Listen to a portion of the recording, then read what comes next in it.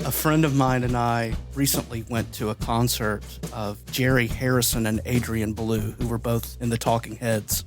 And when the lights went down before the band walked out on stage, they played the ECM recording of music for 18 musicians. I was the only person screaming and shouting at that as much as everything else.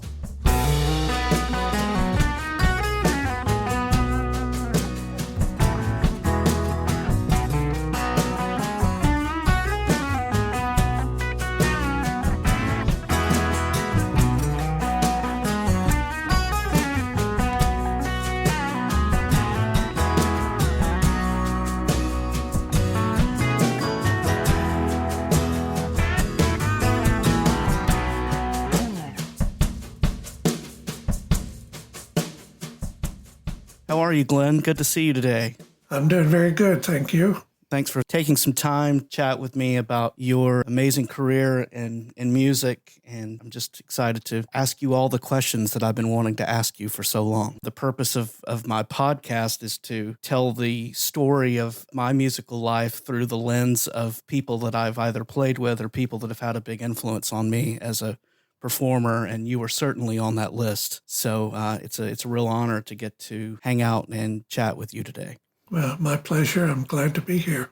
I want to go back to the beginning and talk about your time in Dallas. And I know you come from a musical family. Your dad and your uncle was a drummer. What kind of music were you hearing around your house when you were growing up? Oh, well, I was very lucky that way since my dad was in music, a trumpet player, and he liked all kinds of music, but he was into jazz and he liked classical music. My older brother was a big fan of classical music, so I got a lot of material from both of them in terms of listening.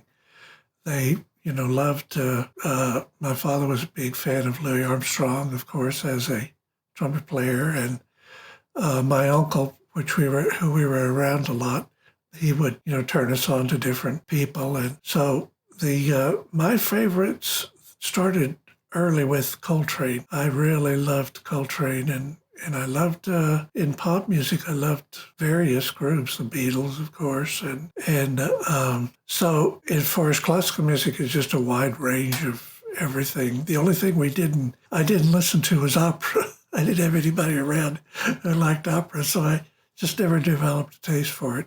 And it was funny because when I went to Manhattan School of Music right out of high school, I chose as my first choice for a teacher with Paul Price, who was very involved with new music, but he was unavailable. His student load was full, so they sent me to Fred Hinger. It turns out Fred Hinger was the timpanist with the Metropolitan Opera. Right. So it was like when I've heard that, I thought, oh man, this is going to be a drag. But I spent my whole time with him and was really influenced by his ideas and his genius about music.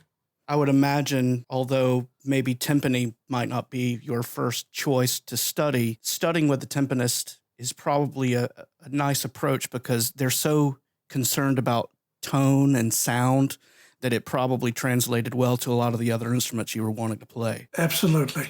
Absolutely. He had a lot of wonderful original ideas about sound production and making contact with the drum head and using circular motions, a lot of cool things that have influenced me all my career. His ideas really made a lot of sense.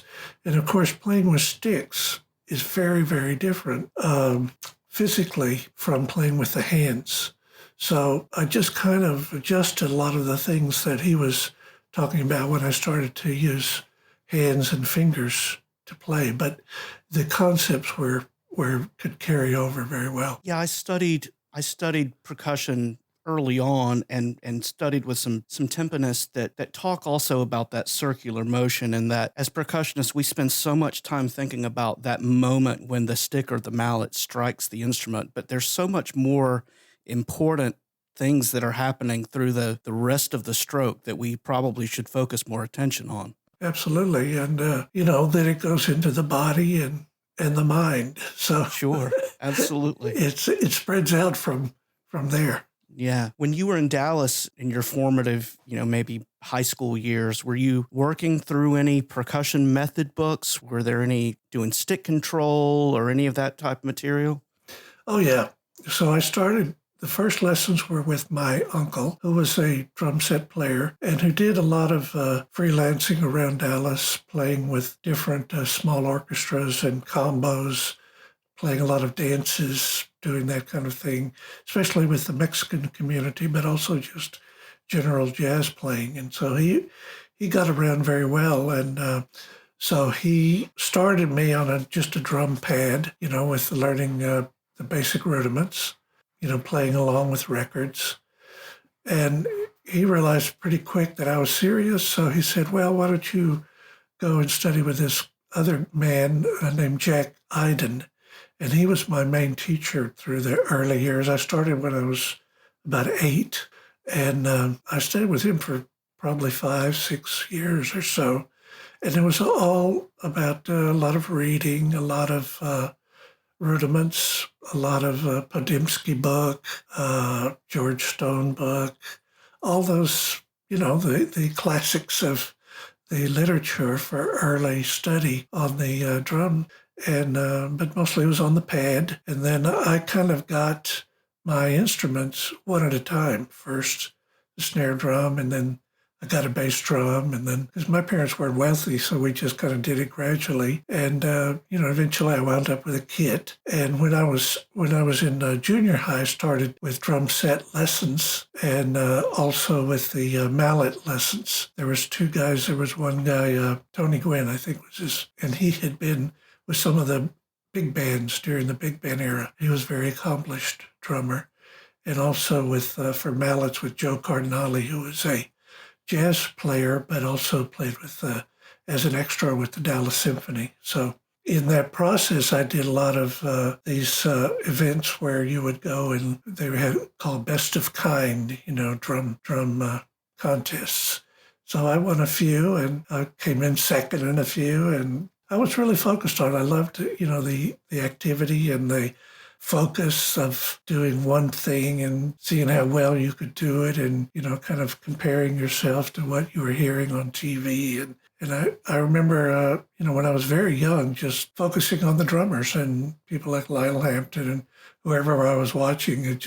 They were the ones that fascinated me. And, I was always interested in that sound and the movement aspect of it. When you were hoping to move to New York and go to college to study, was Paul Price, was he a big factor for considering Manhattan School of Music, or were there other reasons? No, well, number one was going to New York. I just got the impression from reading the Downbeat and other magazines, anything I could get hold of, that was a place to be, where there was whatever kind of music you were interested in was going to be happening there, which turned out to be true. It really was the perfect place for me. So, and as far as Paul Price, he was very involved with new music and was connected with John Cage. He had been part of premieres of some of John Cage's work in New York. So that was interesting to me. I don't even know why, because I didn't hear a lot of new music, but the John Cage's ideas, I'd read some of his books, and I just thought his ideas were just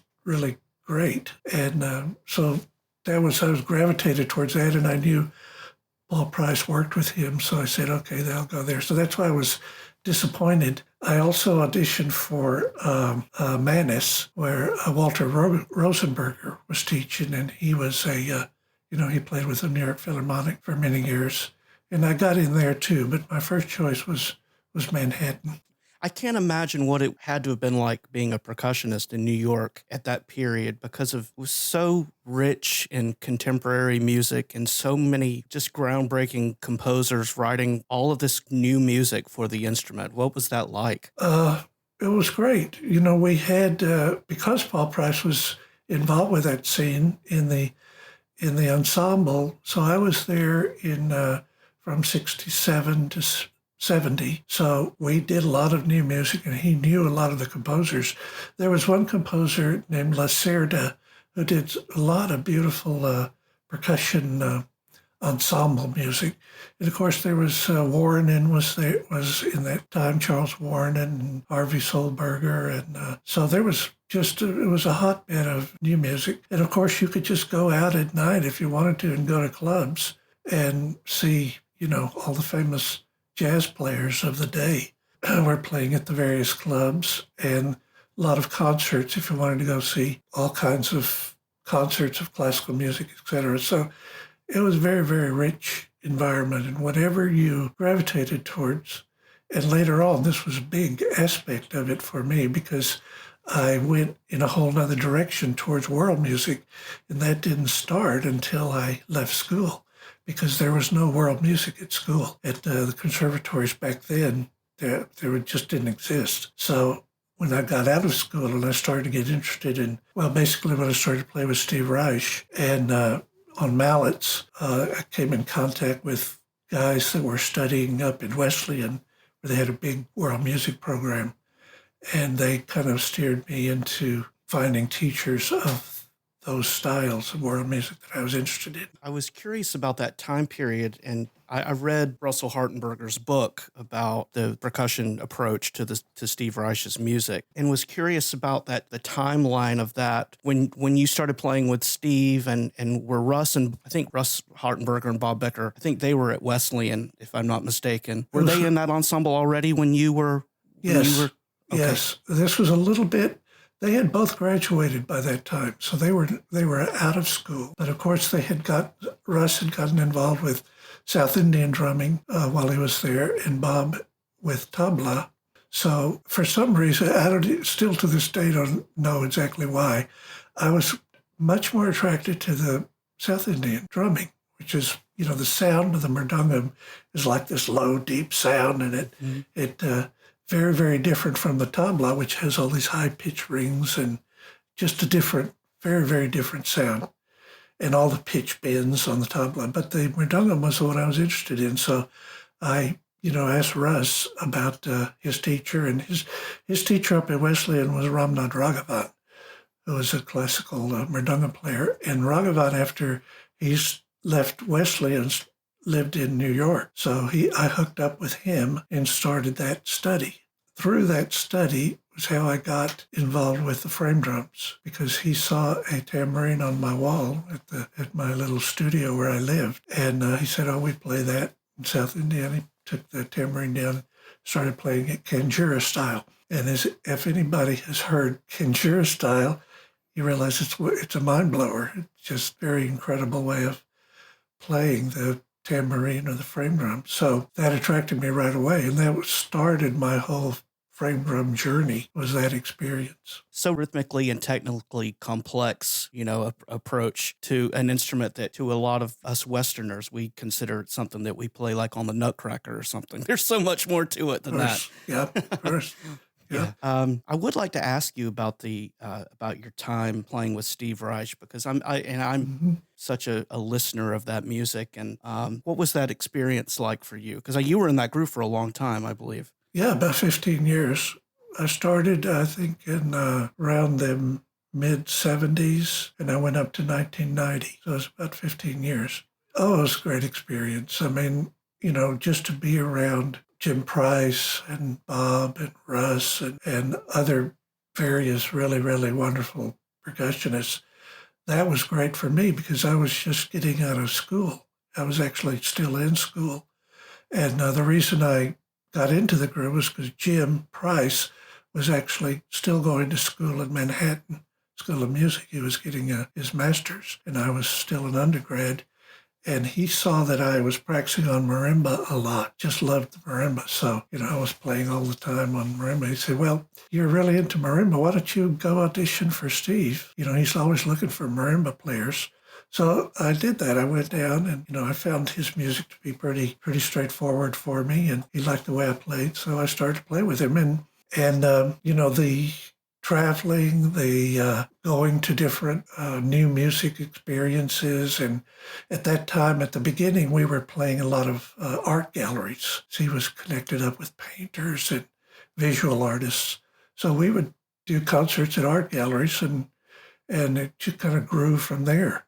But, the unusual thing about it was him drawing all these very, very skilled percussionists and getting them to be willing to rehearse a lot for free. We just rehearsed for free and, eventually did a gig and got paid for that. But we did 10 to 12 rehearsals, before a concert. And he was composing as he went along and, really discovering what was working in terms of his style. And I love the music. The music was great to be in the middle of it and to experience some of the things, techniques, the phasing technique that Bob and Russ developed, so high skill. And then a lot of the compositional techniques, which definitely influenced me in my own compositional writing, trying out those ideas.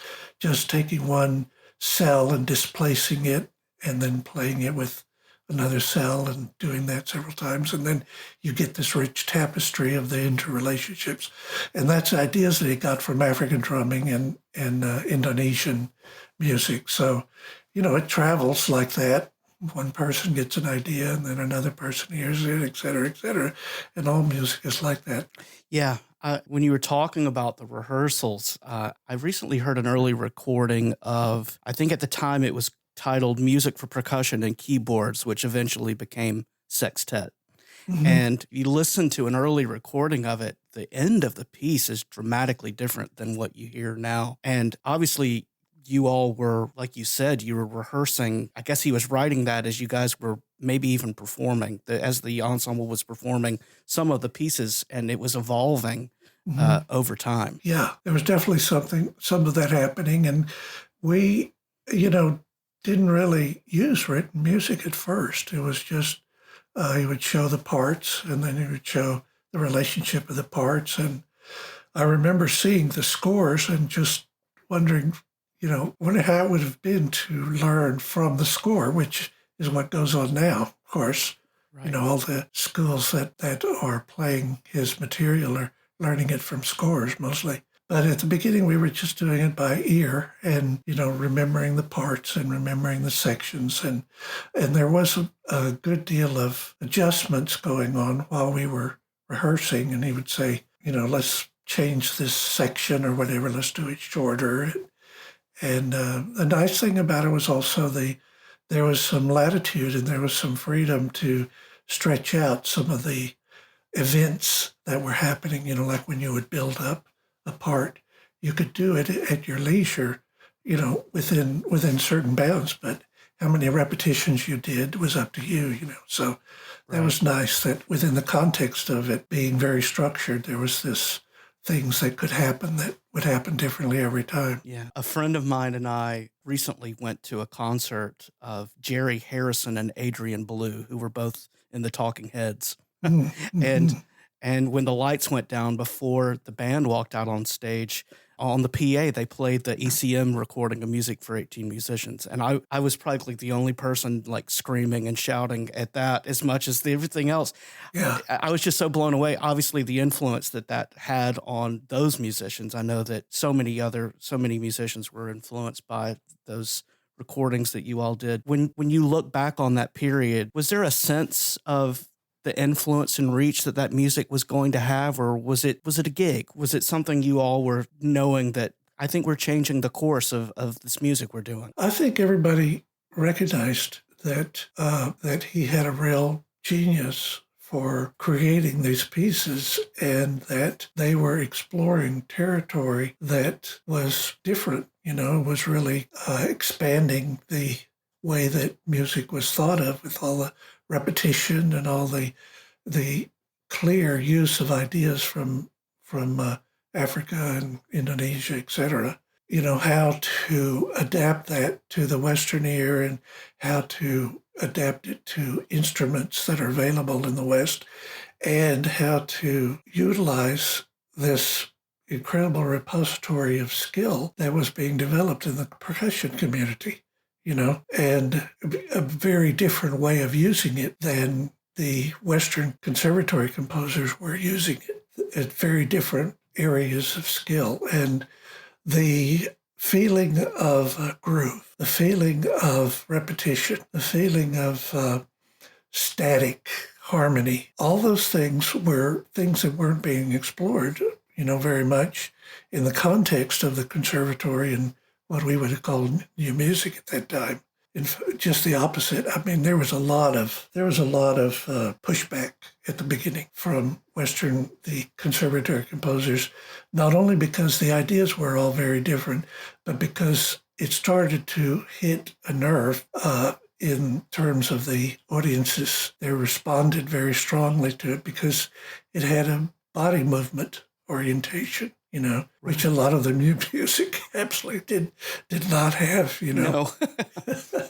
at that time. I think it's changed, but certainly I think all of us recognized that it was a really special situation, musically, and that's why everybody was okay with doing all the rehearsing, especially at the very beginning, Yeah. So, we would, when Russ and Bob wound up in Toronto at that time, he would fly them in, just for the rehearsals, and we would have all those rehearsals before any gig.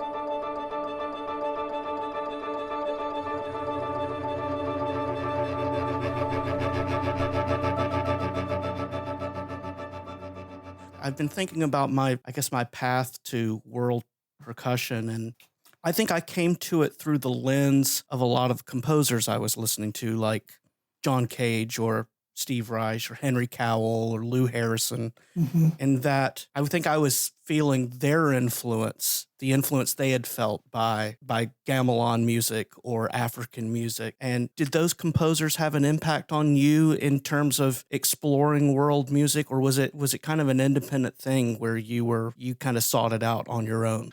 No, I was the generation that was very influenced by the Beatles. And the Beatles' interest in Indian music led me to check it out, Yeah. And so I started to listen to Indian music when I was in high school, and just going to we had this thing which you don't have anymore, which was the record stores, going into a record store and wandering around and looking at all the different categories of music, physically reading the liner notes, something that doesn't exist anymore. It's too bad. But I loved Indonesian music also because of the Nonsuch recordings. And the Nonsuch recordings were South Indian music was there, Indonesian music, African music, so you could get an education, a listening education in that time. It was in the 60s, it was a new thing for that music to be readily available, to hear. And gradually, there started to be the possibility of studying it in a more serious way. So all of that it was a hotbed of that stuff starting to happen, world music coming into the mainstream awareness. There seems to be a theme of a lot of these conversations that I have on this podcast where we do talk about missing those days of reading liner notes and albums and knowing who played on what and knowing where it was recorded. And in 2024, it's so easy. If we want to know about world music, we just open YouTube on our computer or our phone and we can know all of this. And while that's good, I also think that there's a discovery piece missing where we don't get to, doesn't require as much of an active role to go out and discover this music, maybe like you did at this early formative part of your life. Absolutely. I mean, you used both words was discovery and active. The process of learning, about something. If it becomes too easy, it loses value. You just don't value it as much if it's just stuck right in front of you, And so this aspect of things, I think, for us or for me, I'm always around people that are involved with the process of going deeper into music, deeper into drumming, And I wouldn't want it any other way. But when I'm around relatives and younger people that are not in that situation where they're around that all the time, I really see the difference, and I feel bad for them that they are not having this milieu that that they can the vibes rub off on them of that experience. Being around people that have that experience of staying on one thing for long enough to really get into it. And yeah, it's the way things are. Yeah. Yeah, it feels that and I believe as a musician and as spending time as a teacher, Yeah. the process is just as important as the product. Yeah. And Mm-hmm. and I think in a very on-demand world that we're living now, the idea of the process has kind of gone by the wayside. And if it takes a little bit too much time to develop something, maybe it's kind of discounted and not considered as much. Yeah, I mean, I guess something new is developing in terms of the digital realm and in terms of some of the new ideas that are coming from quantum physics and that are more and more people have become aware of. And it's so different and it's so new that, that makes me hopeful in the sense that I don't understand where it's going to go. Right. So maybe it's just a little bit, I'm from an earlier time when there was the things that I went through are setting up something that is going to the next stage of whatever is next, So I really feel that I'm really a product of an older time, the 60s, the 70s. Those were the 50s, 60s, and 70s were when I was being nurtured and growing and developing. And so this period, I don't know where they're going, what it's going to result in, but hopefully it's going to be something more powerful than what I did. I wanted to ask about your development and absorbing the different cultures of frame drumming as you were just building this massive vocabulary that you have on the instrument. Mm-hmm. Were the different communities or regions receptive to your idea of building this into one language? Did you ever get any pushback from any one of those communities of making it a new thing? Oh, sure, for sure. I started out studying the Kanjira and studying the South Indian materials, and that has had a lasting effect on me. It's affected especially my teaching because I was really influenced by using the voice to recite the syllables and using the voice. And so I just took it. I kept saying, well, how else could I use the voice? How else could I use? So I just took that and ran with it in terms of ways of teaching and ways of learning. So that was one aspect of it. And that took me in a lot of different directions. So it allowed me to absorb traditional material, but explore it in a personal way, that was outside of the bounds of what was normally done. So that process continued when we mentioned earlier about New York and the value of being in New York at that time, and I'm sure it's still that way, but there's all these ethnic communities so I was able to go out to Brooklyn and go into an area where there was a lot of Azerbaijani people and go into another area where there was South Italians. And so once I started to look for these various ways that frame drumming was played, I was seeking out different teachers. And the second teacher was Arabic, a man named Hana Merhij, who was a very skilled Rick player. I saw him play at a concert at the Asia Society back then, and I said, okay, that's something new. Haven't seen that before. So I just would go to concerts and see players. And when I saw someone who was very skilled in one of the techniques that I didn't know about, I would go up to him afterwards, say, do you give lessons? Pay you for lessons. So I'd go out to Brooklyn and wherever. So there was that contact with the traditional teachers and the traditional societies. Now, as I started because I was aware of composers and I'd had a lot of experience with new music. So I was aware that you could take these materials and do something different with them if you wanted to, So that was something very, very clear to me from the beginning. And certainly I got a lot of pushback because once I started to blend the styles from the standpoint of a very traditional player, this is very confusing for them at first, the blend, because, they're used to this bubble of material that you stay within, and then you go inside of it deeper and deeper. And this was different because I was going outside of the bubble and bringing something else into it from somewhere totally different, because I was thinking of the frame drum as a tool, as an instrument that had all this potential for expression. And that potential I was creating it by blending different things.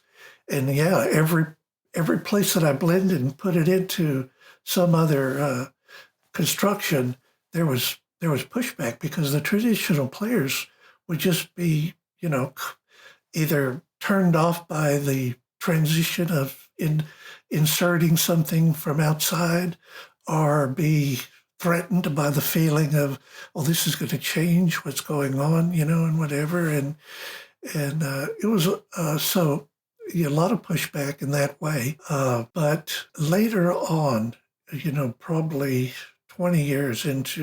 15, 20 years into my process, as I started to play around and people see me play and people want to learn about this style and et cetera, I would hear about younger players in the various communities, the Arabic community, the Turkish community, the places where I had studied, and them being interested and being affected and incorporating some of the ideas. So, in a way, the traditional players were right that this was kind of a viral kind of thing. Yeah. And viruses, they can be good or they can be bad. So, right. It's how you take it. So they were right, that has really affected frame drum playing in a lot of the different cultures. And it's just an inevitable thing of change. I remember seeing a big at an art gallery somewhere, I think in Germany, and there was a big presentation about tradition, and the sign over the top of it to the entranceway was "Tradition is change," and that's really a theme that for a tradition to be alive, it has to change. It's just That's part of living. That's part of being alive. Is this change process? So.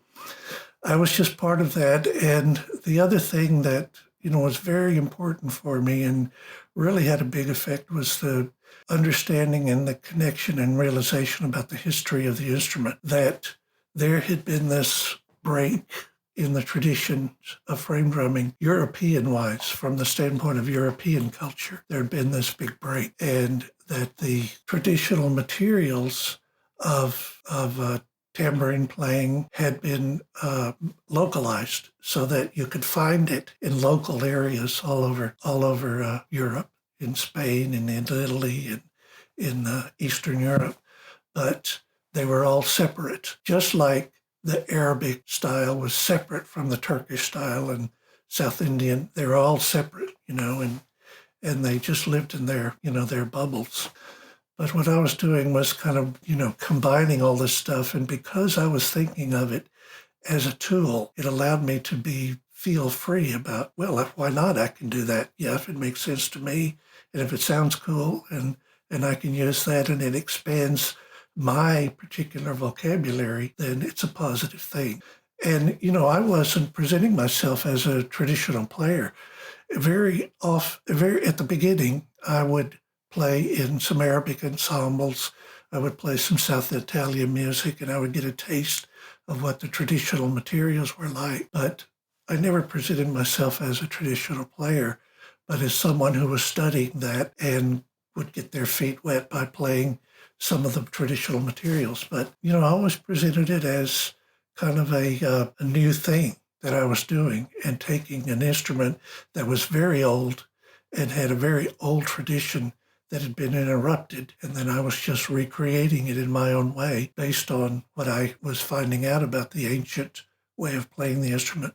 along with what was going on in the modern world with how you use the instrument. I would imagine too, being in these areas and as time went on, people had to know there had to have been a large sense of trust and knowing what your intentions were with this and that it's not coming and taking this from them and you're honoring the vocabulary and you're writing a new one. Yeah, I tried to be very respectful about the traditional materials and also recognize the difference between what I was doing and what an Arabic tambourine player has to do, the skills he has to develop.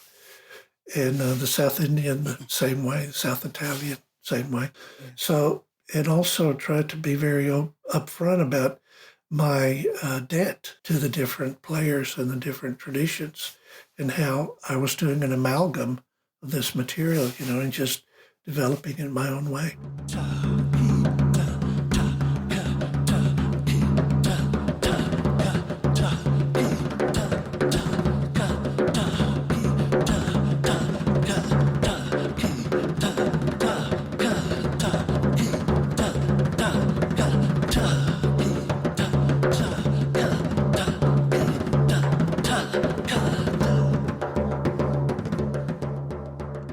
One of the things that I'm struck by with your playing is your limb independence and just the complexity of the rhythms that you play and the fluidity of it. And there's a certain drum setness to it, if I'm going to make up a new word there.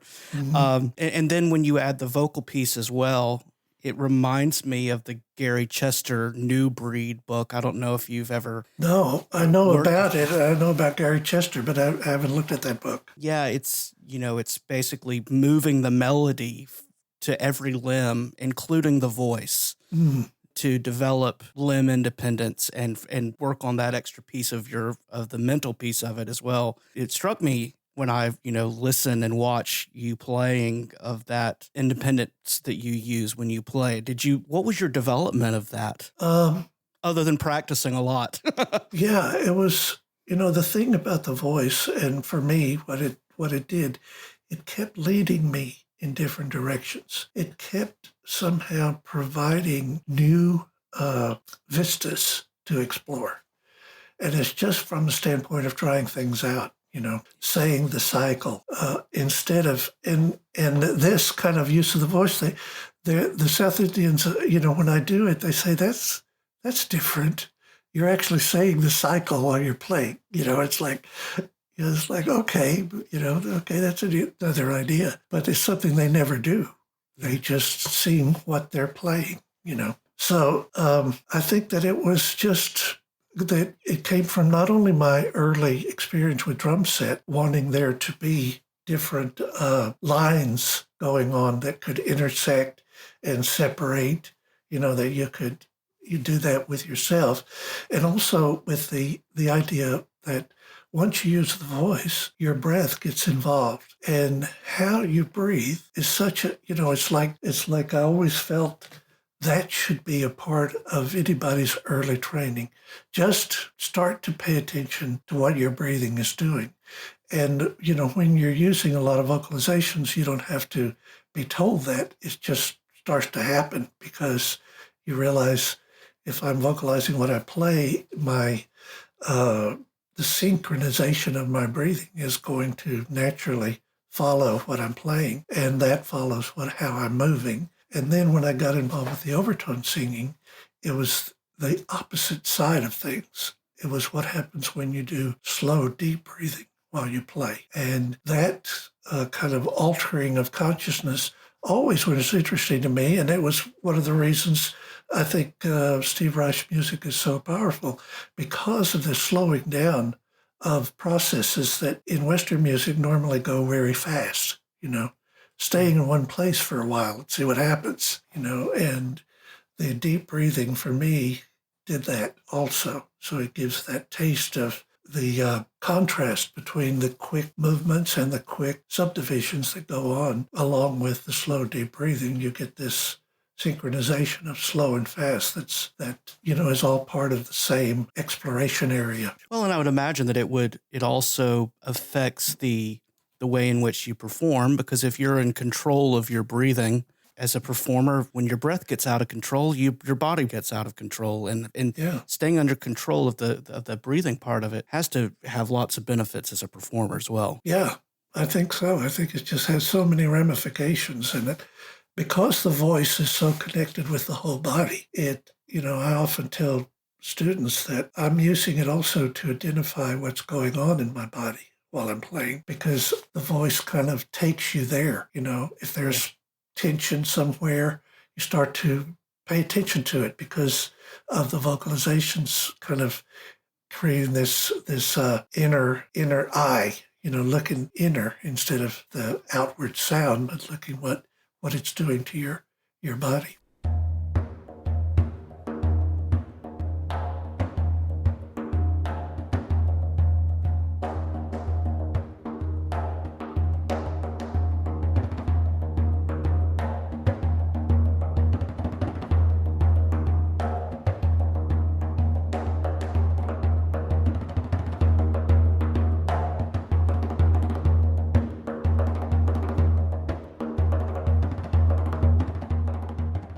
So we've mentioned John Cage's name a few times since we've been talking, and I feel like as time passes, he becomes this bigger mythological character. Yeah, There's so many stories about him, and then I realized that in preparing for this conversation with you that he actually wrote a piece for you. Yes, that's right. And first of all, that had to have been a wonderful thing for you, knowing that you were a fan of his music. And then for that to happen, I was curious about your relationship with him, if you had any, and then what that process was like for him writing that piece. Yeah. So I had no idea that he was aware of me or, anything back in the 80s when I started to get out there and do frame drum performances of various kinds. I would get together a bunch of frame drummers who were students, and we would do concerts at a place called Washington Square Church. There was a long history of performances at this church. And we were doing one of those. We had about 30 frame drummers, and we would, rehearse for a couple of months, putting all things together and perform. Well, what I was into was doing hour and a half long performances. They were continuous. We would stop. Once we started, we'd just go from one thing to another and explore all the different ways you could use frame drum in small context, in a larger context, in cueing context, in solo context. So I was doing one of those performances probably in 80, 81, around there, 82. And John Cage, and Merce Cunningham came to one of the performances because we did a lot of moving around, shapes and stepping and just movement in space, because that's one of the things that I was influenced by and learned from the history of the frame drum in the ancient past. It was used in the context of ritual, ceremonial experiences, and with large groups, and with movement of some kind. So all of that I wanted to incorporate, So he came, and afterwards he said he really enjoyed it, and he said he would like to write a piece for me. So I said, oh, fantastic, and I'm a big admirer of what you do, big fan. So he came to my apartment in New York, and so when we talked about it, he said, well, I'd like to find out more about what you do and how you, organize what you're doing. So he came to my apartment, and he saw all these tamarines that I had collected at that point. He said, okay, we talked about it. I talked about what I do and how I combine the techniques and et cetera, et cetera. And he said, okay.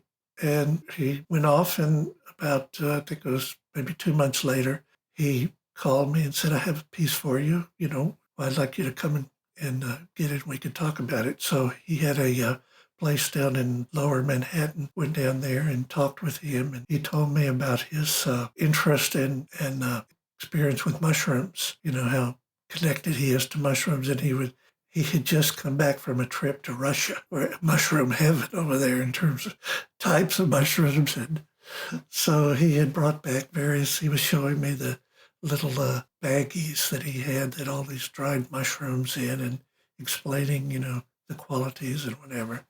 And also explaining about how he composes at that time with the idea that if you look up into the sky and you see all the stars and you wonder how are they organized, why are they there in the way that they're there?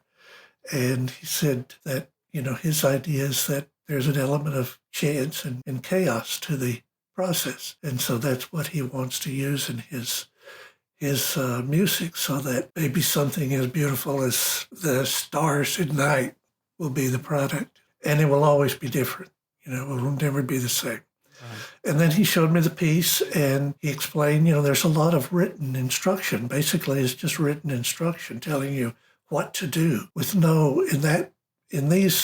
did a whole series of these for soloists that he would hear play and say, I'd like to write a piece for you. I don't know how many there are, but there's one for various people that were playing in New York in the 80s. And so he, explained all the process, and I've performed it several times. I did it at one PAS convention back in, I think, 83, 84, 5, something around there. Basically, improvised composition for various frame drums, and that's what it was about. It was about this idea that there's all these frame drums that to choose from, and there's all these choices about the value, the length of notes, and how do you make those choices, by doing coin flips or dice, whatever. And then once you make a bunch of the choices, that's your piece, and you go out and play that piece that has those choices, which were all made based on chance operation. Yeah. I think I read the performance notes that said if you have any questions, write the answers and put them in a hat and pick one out. Yeah, that's great. Yeah. That's great. Third construction and living room music when I was in college, and it just opened my eyes to just the vertical alignment of rhythm among the different performers, and to then learn that was happening everywhere across the world and not in Western music, right? It was happening everywhere, just culturally. And it was amazing. So I recently spoke with Paul Wertico, and we talked about the Imaginary Day album with the Pat Metheny group. And I remembered that you played on that album. Yeah. And I was curious about how that happened and what that experience was like for you. Well, Pat was a big fan of Steve Reich. So I think he became aware of what I was doing from seeing that I play with Steve Reich and then checking out what I was doing with my recordings and playing. Of course, that was before YouTube, long before YouTube. So you had to kind of find recordings and stuff. So he was looking for another percussionist, to play in his ensemble and to add another color. And he really liked I went to his place up in Boston, and we jammed a little bit, and I had brought various instruments, and, he saw the different colors and the different things that I was doing. He really liked the Rick. He felt that the Rick was something that he could, hear in his music. We didn't use any of the non-tambourine frame drums, none of the ones like the Bowron, which was my main instrument.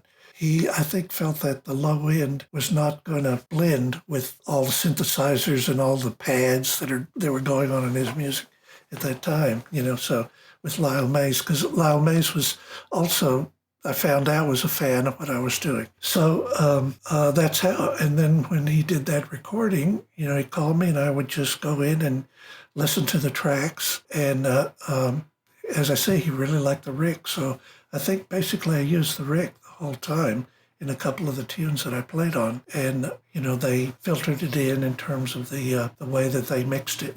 So I thought they did a good job. Yeah, I mean, it's quite a list of great percussionists on that album, and it's really just a fantastic recording.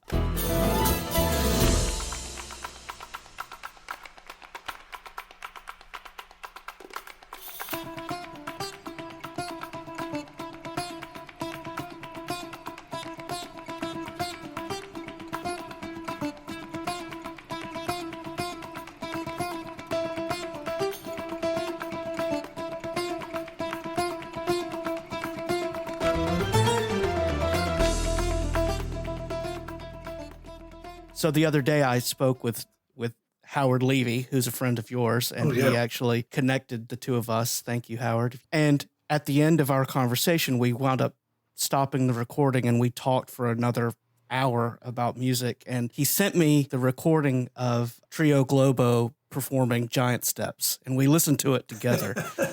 He said, I want to watch your face while you listen to this.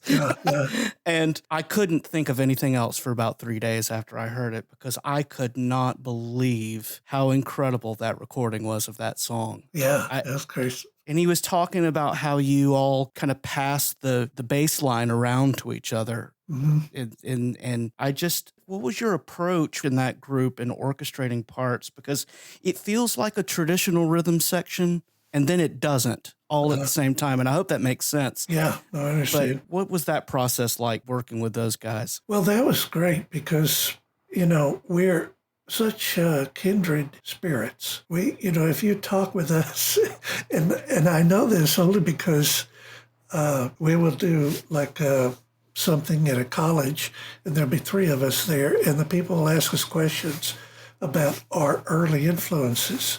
And we're all from the same time period, and we have a lot of the same influences early, Coltrane and et cetera, jazz and that other stuff, and classical music. And so that means that we're on the same wavelength, basically, and we just kind of hear one thing that one person is doing and respond to that in a way that reflects all this shared background, and so it makes it very easy because almost all the time, everything we do makes sense to everybody else, There's very little of this feeling of, that really doesn't work, So sometimes there's, comments, do this a little bit differently, do that a little bit differently, but we're so synced in terms of our backgrounds and where we're coming from, and really our desire to be conduits, and really be in set up a situation where sharing as much as possible, and realizing that that's our purpose, It's not about showing how fast we can play or all the other things that could happen, but really that we want to set it up. And if there's 3 of us with the same goal, then pretty easy, because we're all looking for the same energy, the same vector. So it's very organic in that way, that we're just on the same page and we're looking for the same thing. And, we'll respond to Howard's music in a way that it will reflect how I feel about music and how Gene feels about music, but in a way that we're trying to enhance what we intuit is Howard's purpose in this piece of music, So that's the way it happened in that piece, because Howard is such a deep thinker and deep explorer into those kind of pieces, those kind of seminal jazz pieces that, are really gateways to different ways of experiencing jazz and the way time flows. And, so once we started to get into the piece, we started to realize more and more what the essential elements were that we wanted to bring out in what we felt was Howard's vision about that piece. Yeah, it was amazing to hear the additional, there's so much harmonic information going on in that song, but then you add this other layer of new rhythmic ideas, new time signatures, and it just adds this fantastic additional thing to that song that, it was incredible. It was so good. Yeah, well, Howard is, a genius in exploration. He certainly is. Yeah, it's something else.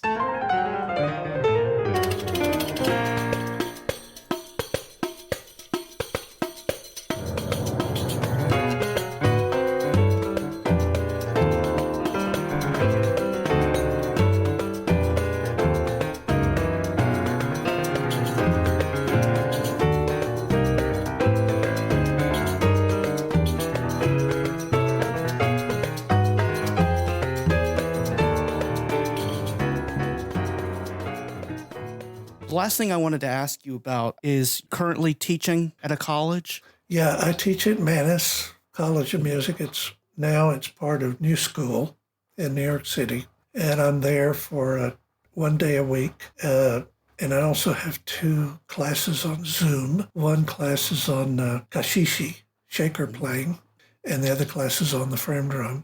And then I do private Zoom classes, and also people come here to Red Bank sometimes and take classes.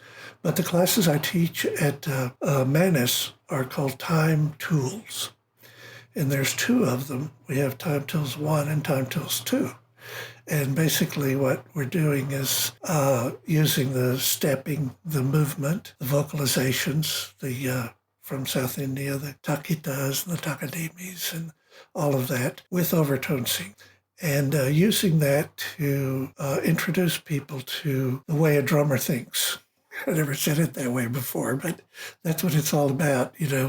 It's this product of a lifetime of asking questions about rhythm and exploring and trying things out, and, realizing that what we do as drummers is a stripping down of a lot of the complexity and then starting back up again, building it back up, but just taking the ratios that make up all music and slowing them down so that you can hear each pulse instead of 440 per second when it becomes a tone that when you slow them down 4-3, 5-4, there are all these basic ratios that are constructing all of our music and experiencing them purely in a pure form, which is very, very slow when you're going da, ki, da, da, ki, da, da, ki, da.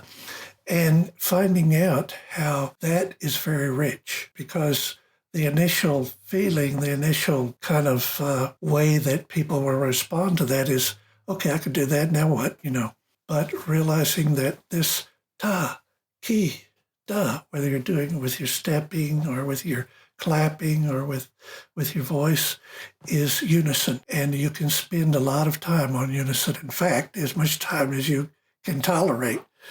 And it's very rewarding. And of course, the 2-to-1 relationship, 4-to-3. So there's many of those relationships. And all of these ratios that you're tuning very slowly are the same ones we use when we play any kind of music. And so experiencing that is something that, and most of the students are pianists. So they're, playing Chopin and all kinds of craziness with all kinds of crazy independence and speed and density, et cetera, And for them to just go, ta, ki, da, it feels like, oh, they're back in kindergarten again. But after a while, they start to pick up what the effect is to just slow everything down, take it back to elemental stage and stay there for a while. And, using the overtones also. So it all kind of is one feel. Well, and I would say as percussionists, we would spend so much time focusing on rhythm. And I think a lot of melodic instruments, it's immediately starting to learn the notes. I think a lot of, and I don't want to be too general about it, but a lot of melodic instrumentalists may be a little bit deficient in rhythm. And I think the idea of developing, rhythmic sensitivity to this, I think it has to make them better performers, better players, to have a better foundation of rhythm underneath what they're playing. For sure. Yeah. And, it's natural. I mean, I understand that if you're going to have to learn to play 10 notes in one hand and 5 notes in the other or 7 or whatever, that you're going to spend a lot of time doing that. So yeah. For the pianists, it's totally, and all instrumentalists, because they have that issue of the melodic material that they're working with. And but this stripped down version is something that is a special situation that allows for a different kind of focus. My son is a percussion performance major at Louisiana State. Oh, fantastic. Yeah, and I've noticed just this new generation of percussionists that they seem to be just getting better and better in being able to play complex music very well and very quickly. Have you noticed that as well? Yeah, and it depends on what the arena is. Like these time tools classes, it's all about the slowing down. So it's a very different experience. But for the students that are working with, because what I'm finding is that like when people do auditions, they'll come in and play quite credible pandero. And I'll say, where did you learn that? on YouTube. So, so I guess so. They're picking up a lot more than I thought was possible. Well, that's true. Good. Do you have any projects you're working on right now? Are you doing any recording at the moment? Yeah, I'm just finishing up a recording that I've been working on for the last year. And it's all about this experience of Zoom, where we're, from the pandemic, I was giving a lot of Zoom classes, and there'd be a student and their dog would walk behind them. And I'd see the dog and I'd say, "Hey, what's the name of your dog?" And so I started this compositions that are based on all these dogs that I came in contact with.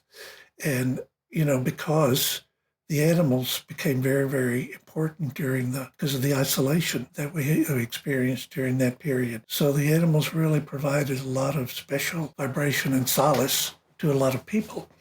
And they certainly did. And they reminded me of what my animals were when I was young, that experience of having closeness to an animal. So I have written this series of pieces that are based on all these dogs. And then my wife had a special dog, and she told me about him. And and I'm finishing that up. And it's basically drum compositions that are just frame drum with a few layers. And then sometimes there's some melodic material, more chant style material that's on top of them. And we found a nice studio in Red Bank, very close to where we live. And so we go down there, and when we have time, we will do that project. And it's pretty close to completion. We have some challenges with one of the pieces, which is with the shakers, the kashishi. And one of the thing I do is, have one thing going on one hand and another thing going on the other hand. But the microphones are not able to deal with this directionality that we deal when we hear something. Our ear and maybe our body also can really pick it up, the different locations. But in the studio, it's much harder to do that. The leakage, etc. So short of just doing them separately, which is not what it's about. It's about them going on at the same time. So we've had to spend a lot of time just gobos and this and that and trying to separate, so that we can, when we do the mix, we can really control how the separation is and try to duplicate what it feels like when you're hearing it or doing it live. And that's tough. I imagine, too, I don't know if you're using two microphones for that, but I imagine them being so close, there might be some phase cancellation between those two microphones. Yes, a lot of that. Yeah, wow. It's really sparked my curiosity to hear about those pieces, about the dogs. That's really cool. I have a 13-year-old dog at home who's a member of, he's like one of our children, so I certainly understand that and understand the sentiment of that. So that's really cool. Yeah. I'm excited to hear that. I'll be excited to hear that when it's released. Yeah, it's called Cosmic Dogs. Oh, that's great. That's fantastic. Well, Glen, I'm not going to take any more of your time. I just want to tell you how much I appreciate you spending some time with me today.